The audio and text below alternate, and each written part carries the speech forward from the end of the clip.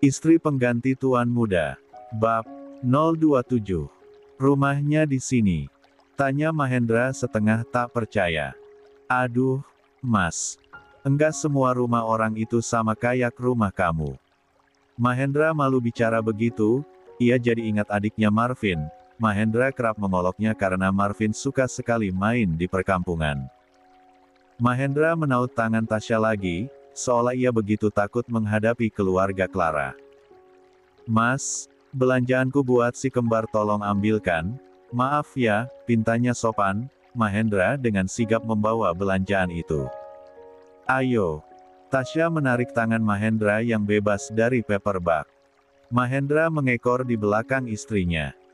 Begitu mereka tiba di depan rumah Clara, pria itu mengamati seantero rumah itu, seketika wajahnya menjadi temaram.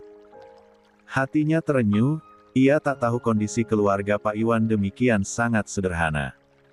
Assalamualaikum, Bu. Tasya mengetuk pintu rumah itu. Waalaikumsalam, sahut sangat empunya rumah. Nurmala membuka pintu, ia tertegun mendapati Tasya dan Presdir yang namanya sering ia dengar, namun wajahnya tak pernah ia lihat. Clara menyusul, ia menatap malu Mahendra, ia masih merasa bersalah pada pria tampan itu. Mahendra tak dapat berkata-kata lagi, dia ambruk di hadapan Nurmala, ia bersimpuh di kaki Nurmala yang sontak kaget dengan sikap Mahendra. Tasya juga tak kalah kagetnya. Pria itu terseduh-seduh. Ampuni saya, Bu. Maafkan kebodohan dan kelalaian saya tidak tahu lagi, harus dihukum seperti apa saya ini, saya sangat menyesali perbuatan saya sangat menyesal. Nurmala segera mengangkat bahu Mahendra, agar ia segera berdiri dari bersimpuhnya. Wanita parubaya itu juga ikut menangis. Nak Mahendra ini bagaimana? Saya yang harus minta maaf, atas apa yang Clara perbuat, itu pasti membuatmu menderita saat itu. Mahendra menggeleng, ia tetap merasa bersalah, dia sudah menabrak Pak Iwan, meski bukan karena itu dia pada akhirnya meninggal, Mahendra tetap merasa bersalah. Mahendra menggenggam kedua tangan Nurmala. Ibu, izinkan saya menebus segala kesalahan saya, ucapnya masih dengan tetasyak. Hana dan Hafiz tiba-tiba muncul dari arah dalam, mendengar ada suara Tasya, mereka berebut ingin dipeluk gadis itu. Kak Tasya, teriak mereka. Mereka langsung menghambur begitu Tasya membuka kedua lengannya lebar-lebar, Clara tak bisa menahan lagi jatuhnya air mata. Rasa sesal, syukur, dan sayang terhadap Tasya tumpah ruah jadi satu. Mahendra menyeringai senang melihat anak-anak itu begitu dekat dengan Tasya. Hei, kalian apa kabar? Baik, tapi kemarin Hana sakit, Kak. Tasya langsung cemas. Benar Hana. Kamu sakit apa? Demam? Tapi dia sudah sembuh kok, Tasya. Syukurlah Hana sudah sembuh. Kalau begitu untuk merayakan kesembuhan Hana, Kak Tasya bawakan hadiah lagi dong. Kedua bocah itu bersorak senang. Ini siapa Kak? Teman Kak Tasya dan Kak Clara juga. Oh, ini kenalkan kakak kalian juga, namanya Kak Mahendra. Ayo salim dulu. Mahendra tak pernah berinteraksi dengan anak kecil, selama ini ia hidup di dunianya sendiri, hanya peduli kesenangannya sendiri, tak pernah melihat sekitarnya. Namun kali ini, untuk kali pertama, hatinya begitu terenyuh ketika dua bocah itu mensapa punggung tangannya, ia tak pernah merasakan sensasi kebahagiaan dan kedamaian seperti saat ini. Untuk kali pertama, ia merasakan kehidupan lain yang tak pernah terbayangkan. Orang-orang ini, bagaimana mungkin bisa hidup dengan wajah seceria ini dengan kondisi ekonomi yang demikian? Mahendra tersenyum pada kedua bocah itu, namun netranya justru mengeluarkan air mata. Mahendra merasa begitu rendah di hadapan mereka. Marvin memulai malam minggunya di Bandung, dia menunggu di dalam mobil sosok Zara yang beberapa saat kemudian muncul dengan tampilan yang kasual.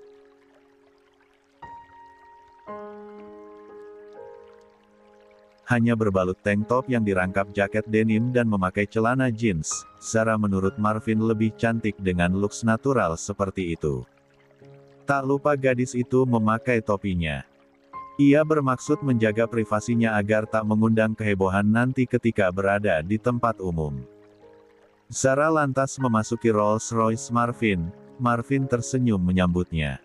Maaf, buat kamu menunggu lagi. Aku tadi izin dulu sama manajerku. Marvin hanya mengangguk. Kita berangkat sekarang? Tanya Marvin kikuk. Ia belum pernah pergi berdua dengan wanita, selain ketika bersama Tasya. Alih-alih menjawab, Zara menyeringai. Kamu belum pernah melakukan kencan? Tanya Zara. Marvin menunduk malu. Sejurus kemudian Ja terlihat berpikir. Bisa dibilang pernah, bisa dibilang enggak. Mendengar itu Zara mengernyitkan dahi. Kok begitu? Aneh. Aku menganggapnya kencan, tapi sepertinya dia enggak sependapat. Zara sontak menutup mulutnya. Impossible. Seorang Marvin enggak mungkin mengalami cinta sepihak kan. Marvin mengedar pandang. Apa itu terdengar enggak wajar? Aku jadi penasaran, siapa perempuan yang bisa bersikap demikian sama kamu? Dia yang enggak wajar, Vin. Marvin tampak berpikir lagi. Menurut kamu, seseorang enggak mungkin nolak aku gitu. Harusnya enggak mungkin sih, kalau pikiran cewek itu normal ya. Mendengar itu Marvin mengembangkan senyumnya. Mungkinkah Tasya juga memang menyukaiku? Lantas bagaimana dengan perasaannya pada Erelkan? Mungkinkah dahulu dia hanya bersimpati? Abak. Tasya sedang bermain bersama Hana dan Hafiz, juga ditemani Clara.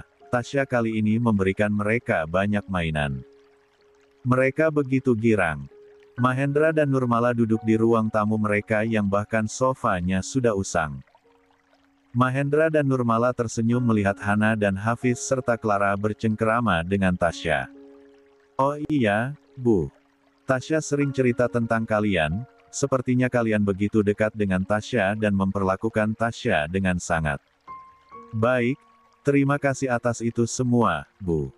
Kalian seperti keluarga bagi Tasya. Nurmala berkaca-kaca. Saya yang harusnya berterima kasih pada Nak Tasya, dia yang merangkul kami, dia begitu baik dan perhatian pada ibu dan si kembar.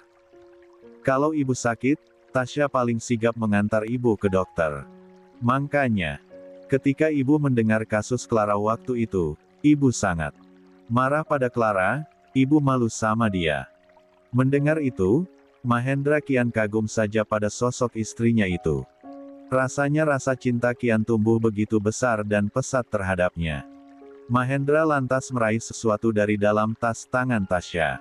Ia lantas menyerahkan sebuah kartu dan selembar dokumen. Terima ini, Bu, pintanya. Apa ini, Nak Mahendra? Tanya Nurmala sembari mengamati benda di tangannya. Itu untuk ibu dan anak-anak. Nurmala menyerahkan kembali dua benda itu yang adalah kartu ATM beserta surat kuasanya. Enggak, Nak.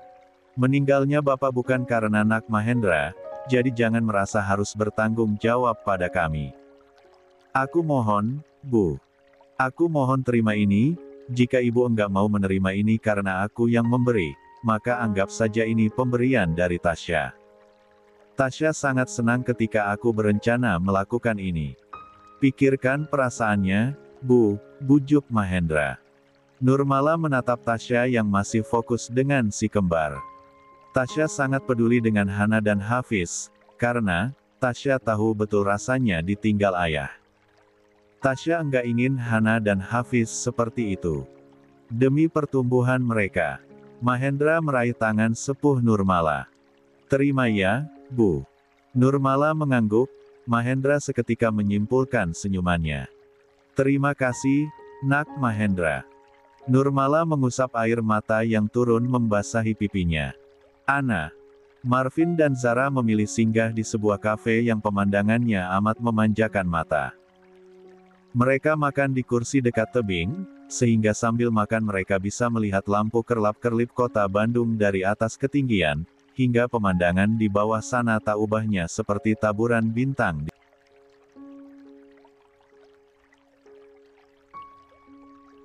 Marvin suka dengan itu. Pemandangan malam tak pernah ia jumpai seindah ini. Bagus banget ya, gimana, Vin? Kamu cukup puas? Tanya Zara sambil menyuapkan salmon pansaret saus mentai ke mulutnya. Marvin mengangguk tersenyum. Aku suka, jawabnya sambil matanya tertuju lagi pada pemandangan barusan. Kamu suka traveling? Marvin menggeleng. Bukannya enggak suka, tapi aku terlampau sibuk. Jadi enggak begitu memikirkannya, aku terbiasa hidup seperti itu. Kamu masih muda loh, nikmati dulu masa itu. Zara menyeringai. Marvin terdiam. Entahlah, bukan kehidupan masa muda yang bebas yang diinginkan pria itu, justru ia ingin segera memiliki keluarga, menikah dengan orang yang dicintai, lantas punya banyak anak, bercengkrama dengan istri dan anak-anak. Itulah hidup yang Marvin inginkan. Aku ingin menikah di usia 20-an. Sontak pernyataan Marvin membuat Zara yang sedang minum membidang tersedak. Tak pernah ia jumpai pria seperti Marvin. Kebanyakan pria yang ia temui semuanya tak serius jika bicara masa depan, mereka terlampau suka kehidupan bebas mereka. Kamu enggak apa-apa? Tanya Marvin khawatir. Enggak apa-apa, Vin. Zara meminum lagi minumannya. Sok. Seperti ritual biasa, sebelum tidur Mahendra duduk di depan komputernya. Ia berkutat dengan pekerjaannya kendati ini hari libur. Tasya, yang baru keluar dari kamar mandi menggelengkan kepalanya melihat itu. Ini libur, tapi kamu masih terus bekerja, ledeknya sembari menggosok rambutnya dengan handuk. Elka memutar kursinya, mengamati gadis itu yang dari jarak jauh sudah tersapa harum. Pekerjaanku selalu banyak, bisa bantu aku, Tasya? Tanya Mahendra. Gadis itu mengernyit dahi. Apa itu? Kemarilah, aku rasa kamu bisa membantuku. Tasya mengangguk, ia meletakkan handuk kecilnya dan berjalan menuju suaminya. Kemari, titahnya. Tasya yang sudah berada di dekat Mahendra mengerut kening, heran.